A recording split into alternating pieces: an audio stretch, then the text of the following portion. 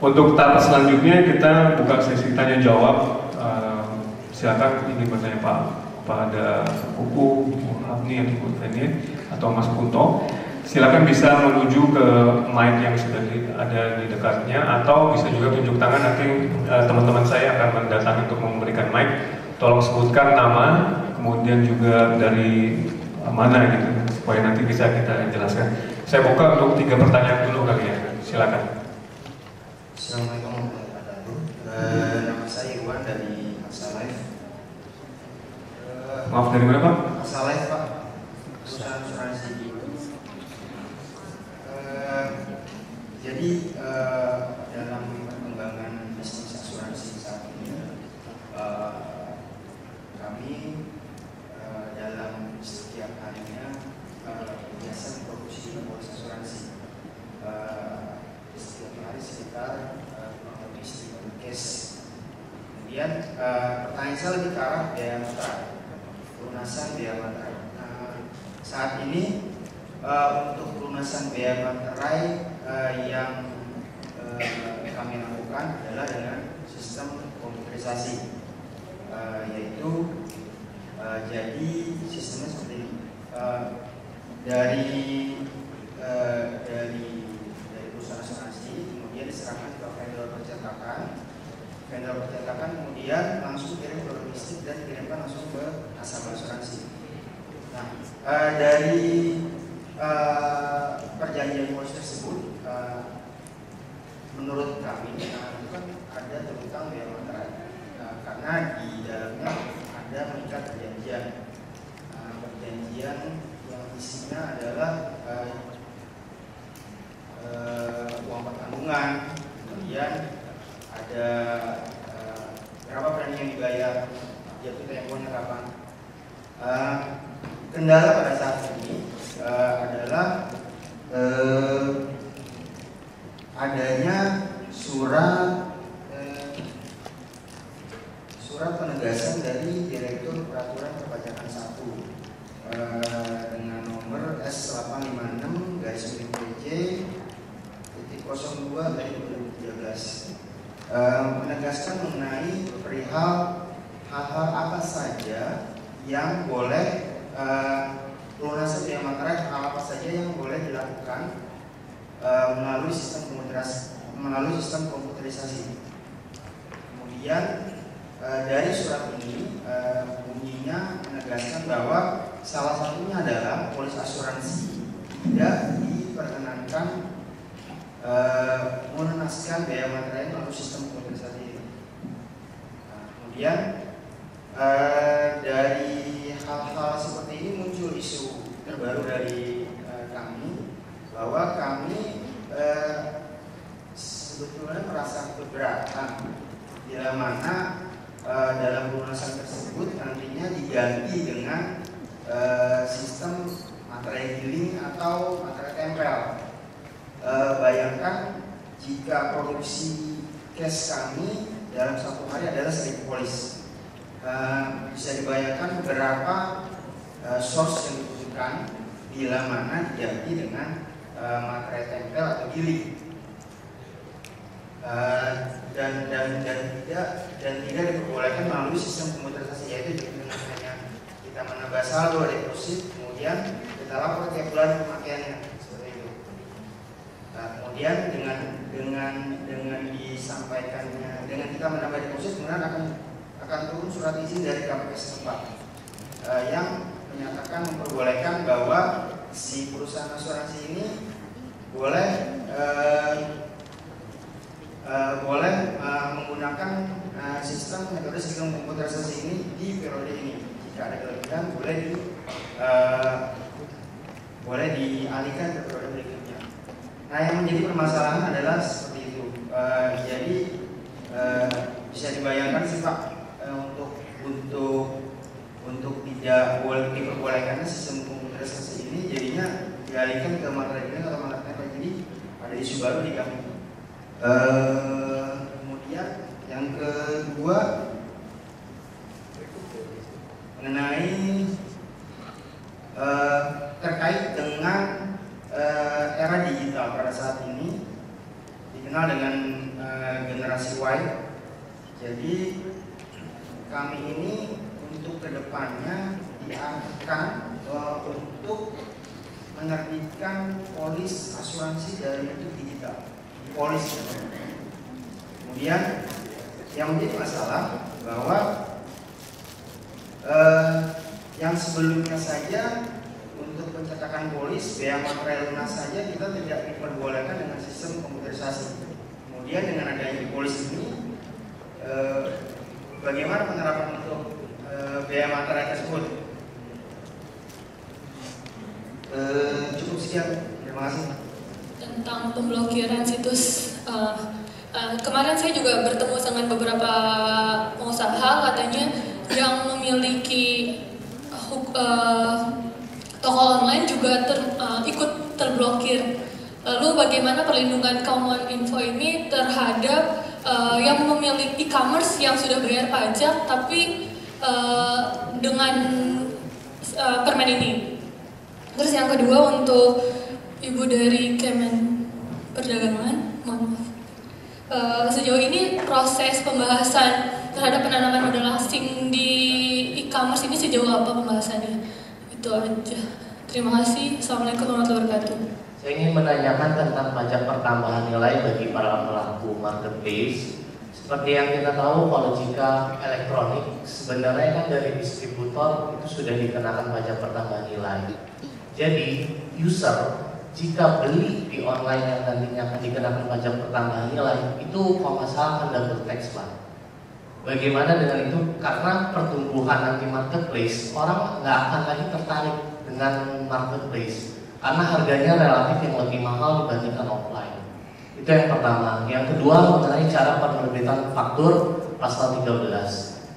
Bagaimana prosedurnya penerbitan faktur bagi marketplace? Apakah satu persatu user harus kita penerbitan faktur, ataukah nanti marketplace itu akan menjadi sekelas Indomart atau Alfamart yang faktur pajaknya kita kenal dengan digumbu? Itu yang kedua.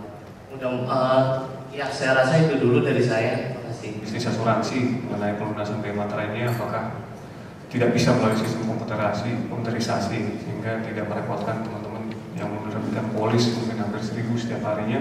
Kalau misalnya harus nempel itu bisa kering tuh ludahnya itu 1000 ya, sampai kebayang tuh ya. Kemudian polis digital juga, polis digital ini akan diterapkan. Bagaimana nanti pendapat untuk biaya materai ini? Silakan Pak untuk. Iya Pak, sebelumnya mohon maaf sekali Pak, saya dari Direktorat Peraturan Perpajakan 2. Cuman jadi masalah biaya materai bukan domain kita Pak ya. Cuman saya coba pahami permasalahannya apa gitu ya. Kemudian kalau terkait dengan e-commerce-nya ya kurang lebih ya bagaimana pemerintah mau mendukung kemajuan bisnis asuransi terutama yang digital ini gitu ya. Wong yang paper aja nggak boleh dengan komputerisasi kurang lebih gitu Pak ya. Ini adalah saya melihatnya sebagai suatu masukan atau usulan Pak dari pelaku usaha. Kalau saya boleh, mohon maaf Pak ya, saya terus terang nggak bisa jawab di sini. Mungkin kalau ada narasumbernya langsung, mungkin bisa aja dijawab kenapa di dalam SE 85 surat penegasan Direktur Peraturan Perpajakan 1 nomor S86 tahun 2013 ini mengapa demikian gitu di surat penegasannya. Tadi mungkin kalau memang ada narasumber yang bisa menjelaskan backgroundnya seperti apa, mungkin lebih pas Pak. Tapi kalau dari saya, ini mohon maaf Pak, saya nggak bisa menjawab. Cuman kalau boleh, saya kebetulan kepala seksinya teman saya nih Pak, yang biaya materai.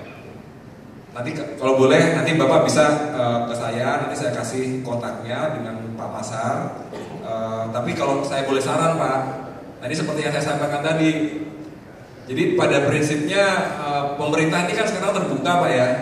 Kalau ada usulan, ada permintaan, ada request, ya pada prinsipnya bisa kita akomodir sepanjang memang ketentuannya bisa gitu ya, berdasarkan undang-undangnya gitu dan sebagainya. Kalau memang itu sifatnya kebijakan, sebenarnya ada way out-nya gitu Pak. Cuman intinya kalau secara resmi biasanya ini bisa wajib pajak sendiri mengajukan surat.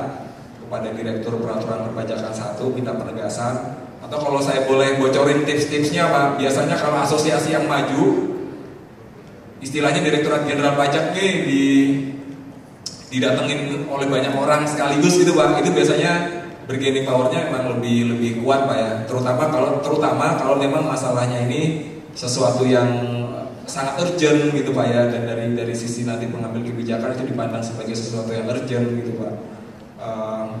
Kira-kira itu Pak Iwan ya.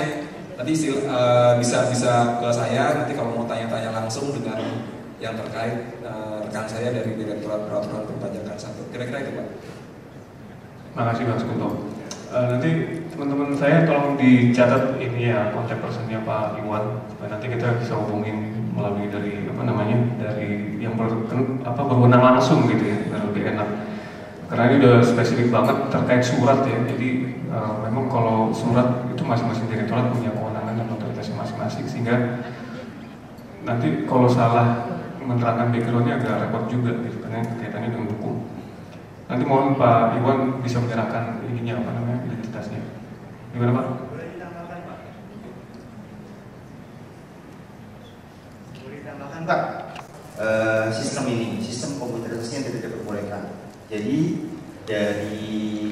dari badan mereka itu sudah mengajukan ke Direktur Peraturan Pajak ini. Saya kurang tahu perkembangan selanjutnya seperti apa gitu. Jadi mohon Bapak nanti dapat membantu follow up-nya. Nah, jadi ini kan masalah perusahaan Pak sebenarnya. Jadi pemenuhan kewajiban kebijakan kita kan untuk polis kan berjalan terus, nasabah-nasabah kita juga yang new business juga setiap hari ada. Terkadang kita menjadi rancu apabila di saat stok bea materai kita ini kurang. Terus apa yang kita lakukan? Sedangkan kita ini harus memenuhi kewajiban perpajakan yang ada. Kira-kira seperti itu. Terima kasih Pak. Oke, untuk selanjutnya pertanyaan dari Mbak Riri ya, terkait dengan UHAP ini terkait dengan pemblokiran situs nih. Wah, ini hal yang menarik. Ternyata nggak cuma yang situs forum aja, tapi ternyata teman-temannya yang jualan ya itu ikut blok gitu ya. Ini gimana penjelasannya? Silakan Bu. Permen 19 itu tentang tata cara pemblokiran, di mana dijelaskan di dalamnya bahwa kita tidak semena-mena melakukan pemblokiran kecuali kalau memang ada permintaan dari yang terkait ya, atau dari tim penyidik dari kami. Contohnya misalnya dari Badan Obat Makanan BPOM itu sering memberikan list kepada kami untuk minta diblokir karena memang banyak yang ada yang jual jamu, untuk ada luarsa segala macam gitu ya, komposisinya juga nggak bagus. Jadi kami melakukan pemblokiran itu berdasarkan adanya permintaan dari instansi yang berwenang gitu. Nah, saya nggak tahu kalau apakah Mbak itu diblokir apa.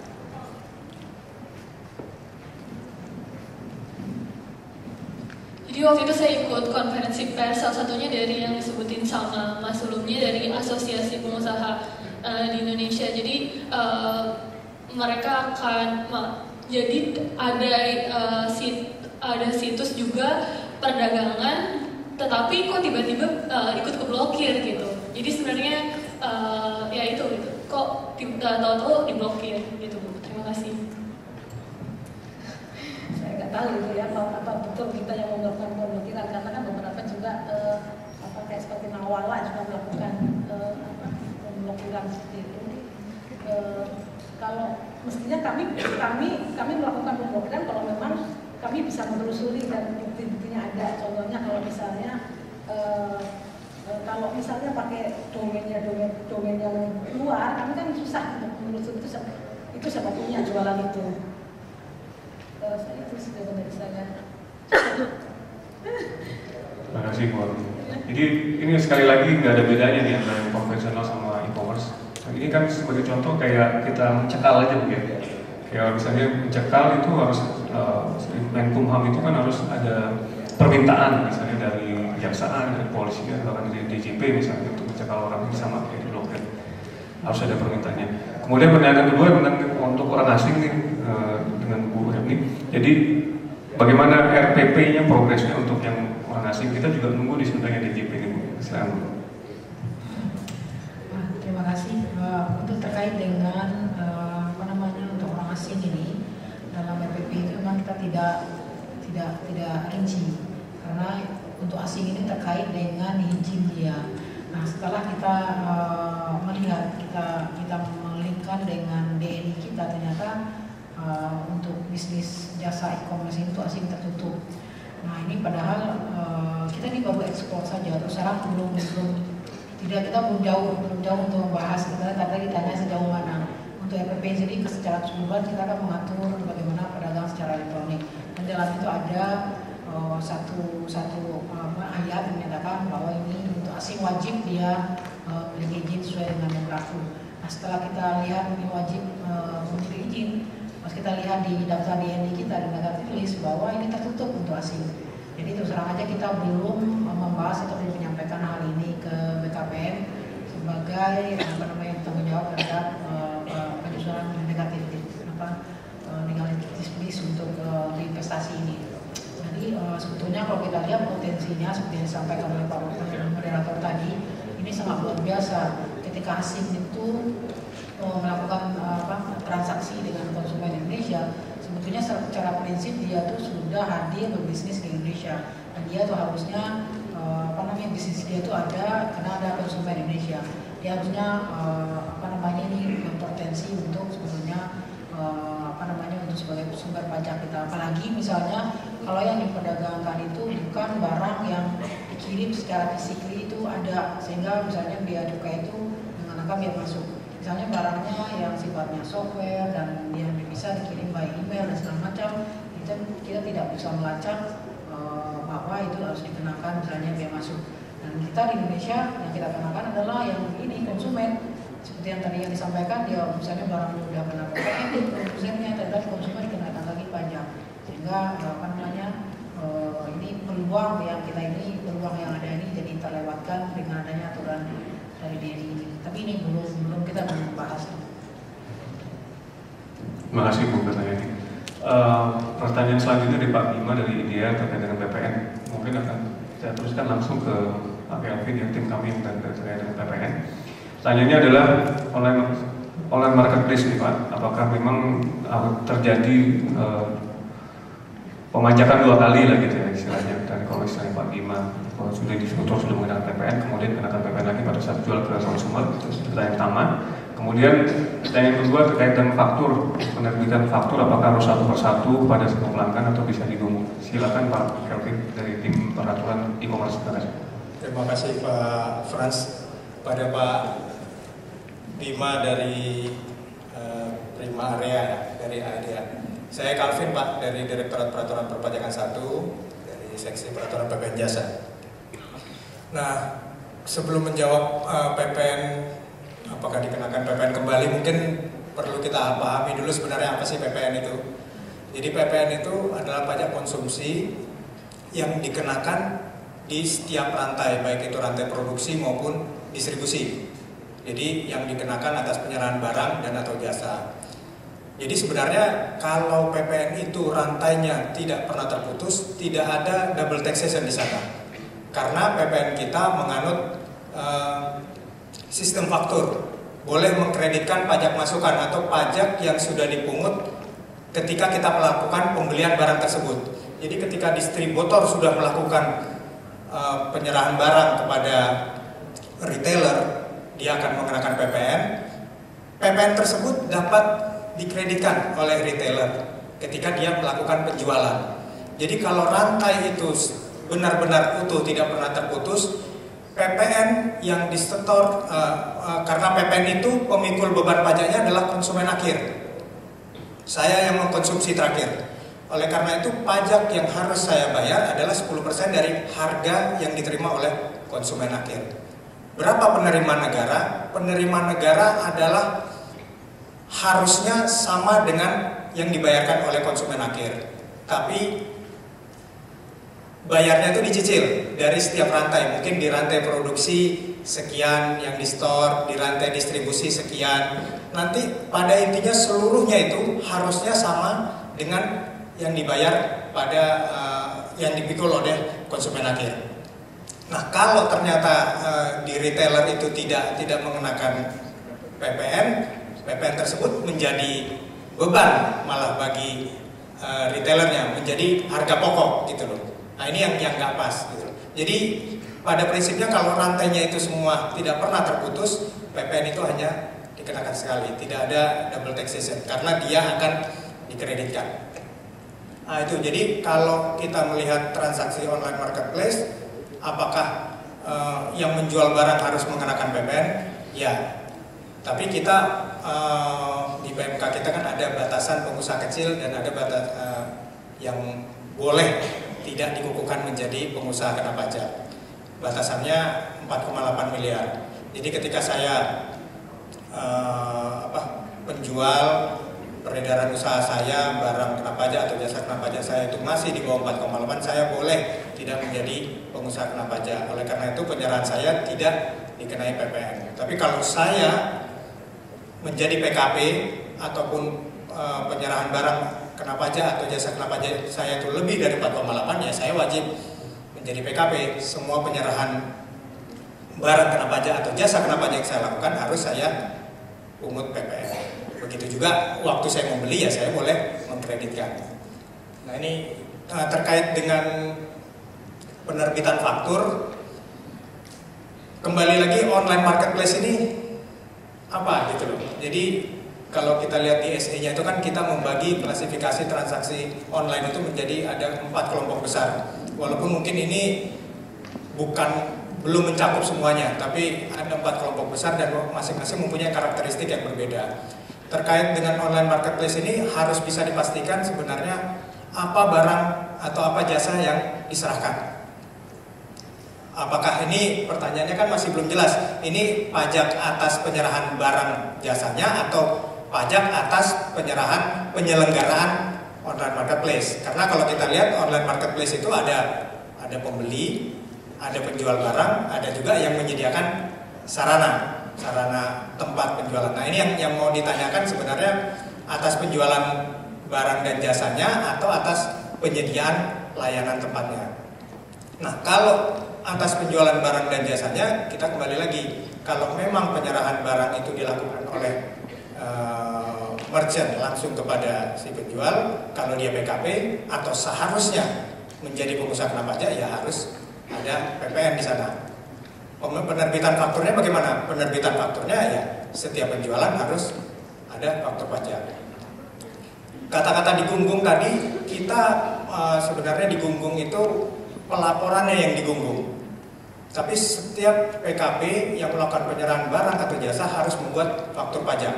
Tapi ada untuk kriteria pengusaha kena pajak tertentu yang kita atur, itu adalah untuk pedagang eceran boleh menyelenggarakan faktur pajak yang persyaratannya mengikuti aturan, tapi nomor faktur pajaknya tidak harus nomor faktur yang dari Direktorat Jenderal Pajak. Dia bisa menyelenggarakan nomor faktur tersendiri, tapi tetap informasi yang ada di dalam faktur pajak itu harus mengikuti aturan, seperti nama, NPWP penjual, alamat, walaupun informasi pembeli tidak boleh ada. Ini dibatasi hanya untuk pedagang eceran yang pelaporannya kemudian bisa digunggung di SPT masa PPN. Tapi kalau dia bukan termasuk pedagang eceran dan untuk sementara transaksi online ini belum dimasukkan sebagai pedagang eceran, Pak. Jadi kalau kita lihat di PP 1 tahun 2012 itu pedagang eceran itu kira-kira kriterianya melalui suatu tempat penjualan eceran, penjual dan pembeli langsung bertemu, kira-kira penjualan konvensional Pak. Terus penjualan eceran dilakukan langsung ke konsumen akhir tanpa didahului dengan penawaran tertulis, pemesanan tertulis, kontrak dan lain-lain. Mohon maaf kalau di transaksi elektronik ini kayaknya tetap ada pemesanan, tetap ada konfirmasi pemesanan, terus ada pembayaran dan konfirmasi bahwa pembayaran telah diterima. Jadi belum masuk kriteria sebagai pedagang eceran. Yang ketiga, pada umumnya penyerahan barang kena pajak atau transaksi jual beli dilakukan secara tunai dan langsung, istilahnya cash and carry gitu loh. Jadi untuk sementara yang penjualan melalui elektronik ini sampai sekarang belum bisa dikategorikan sebagai pedagang eceran. Oleh karena itu dia tidak bisa menyelenggarakan pembuatan faktur pajak yang secara khusus tadi. Dia harus mengikuti penerbitan faktur pajak yang diatur di Undang-Undang PPN, yang penomorannya harus minta ke Direktorat Jenderal Pajak dan dibuat pada saat penyerahan. Mungkin gitu saja Pak Bima. Di mana sih Pak Bima tadi? Gitu saja Pak Bima ya. Oke, terima kasih. Terima kasih Pak Frans.